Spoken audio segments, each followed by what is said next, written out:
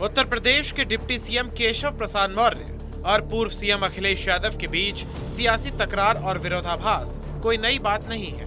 दोनों के बीच आरोप प्रत्यारोप और वार पलटवार का दौर जारी ही रहता है। हाल ही में केशव प्रसाद मौर्य ने बयान दिया था कि अखिलेश यादव का बस चले तो वो मेरी हत्या करा दे। अखिलेश यादव मुझे बर्दाश्त नहीं कर पा रहे हैं, मीडिया में आने के लिए ऐसी बयानबाजी कर रहे हैं। डिप्टी सीएम ने कहा कि उन्होंने किसी भी मंच से किसी भी नेता के लिए किसी आपत्तिजनक शब्द का इस्तेमाल नहीं किया है, मगर ऐसे लोगों के अंदर जहर भरा हुआ है और उनके अहंकार का जवाब प्रदेश की जनता उनको दे चुकी है और आगे भी देगी।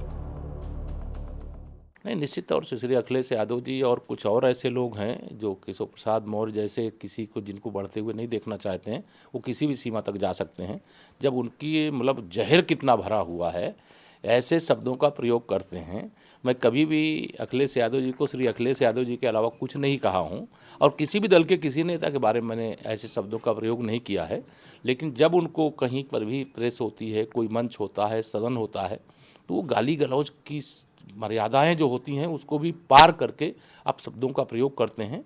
मैं यह मानता हूं कि इस प्रकार के अहंकार का जवाब प्रदेश की जनता समाजवादी पार्टी को दे चुकी है और आगे भी देगी। तो वहीं अखिलेश यादव भी केशव प्रसाद मौर्य के बयान का पलटवार किए बिना कहां रहने वाले थे। लखनऊ में ही अखिलेश यादव ने डिप्टी सीएम के बारे में कहा कि उन्हें सिर्फ कुर्सी का खतरा सता रहा है। सपा उनसे बहुत प्रेम करती है और सपा ये जानती है कि उनका चाहे कितना भी अपमान हो जाए, फिर भी वो बीजेपी नहीं छोड़ेंगे। देखिए, समाजवादी पार्टी किसी के लिए खतरा नहीं हो सकती है।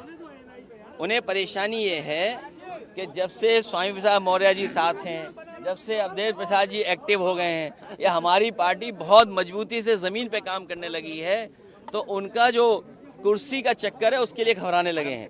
समाजवादी पार्टी उनसे बहुत प्रेम करती है, लेकिन समाजवादी पार्टी ये जानती है वो कितने भी अपमानित हो जाएंगे, कितना भी उनके साथ अपमान वाला व्यवहार होगा, लेकिन वो भारतीय जनता पार्टी नहीं छोड़ेंगे।